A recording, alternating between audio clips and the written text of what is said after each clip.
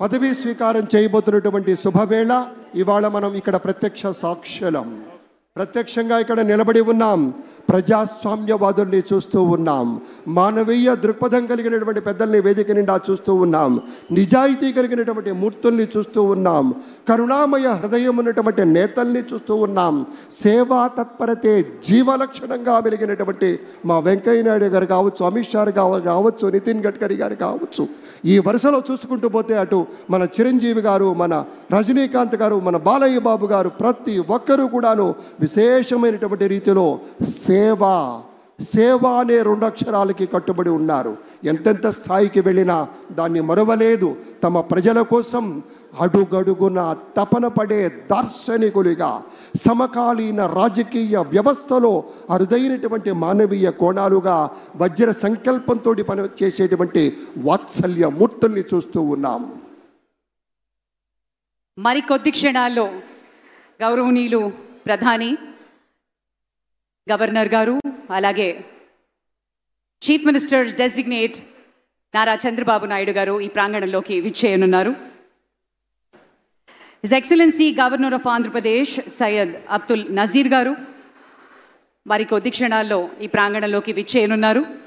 Chief secretary గారు with his kind permission సభా కార్యక్రమాన్ని, ప్రొసీడింగ్స్ని కొనసాగిస్తారు.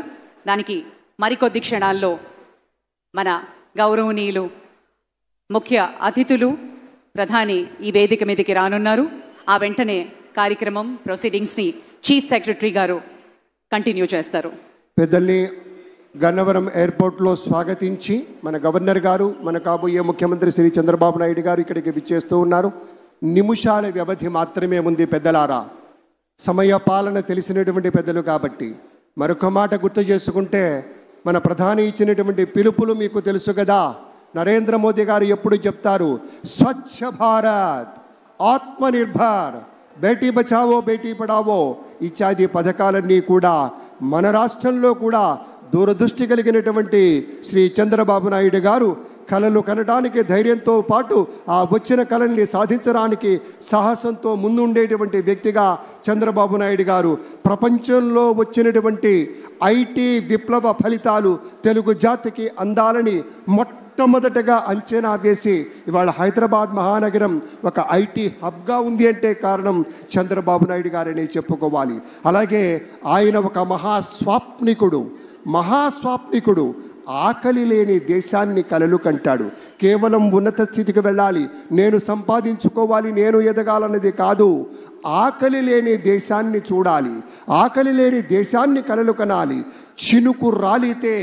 చినుకు రాలితే విత్తనమై మట్టి గుండెల్లో దూరి మొక్కై తనువంతా విచ్చుకొని మహావృక్షంగా ఎదిగి రేపటి రోజుకు కావలసినటువంటి విత్తనాలను కూడా అందించేటువంటి రీతిలో ఎదగాలన్నదే లక్ష్యంగా ఉన్నటువంటి నేత మన ముఖ్యమంత్రిగా చంద్రబాబు నాయుడు గారు ప్రమాణ స్వీకారం చేయబోతూ ఉన్నారు. అలాగే మరి ఫారినర్ గవర్నర్ ఆఫ్ తెలంగాణ, ఇటీవల రాజకీయ రంగ ప్రవేశం కూడా చేసినటువంటి డాక్టర్ తమిళసై సౌందరరాజన్ గారికి సవినయంగా స్వాగతం పలుకుతున్నాం. మేడం గారికి చాలా ప్రత్యేకమైనటువంటి స్వాగతం అమ్మ. డాక్టర్ తమిళసై సౌందరరాజన్ గారు తెలంగాణ రాష్ట్రంలో గవర్నర్గా ఉన్నా కూడా మన మీద కూడా అవ్యాజమైనటువంటి అనురాగం, ప్రేమ, వాత్సల్యం, కరుణ ఉన్నటువంటి తల్లి. ఆ తల్లికి స్వాగతం పలుకుతూ ఉన్నాం.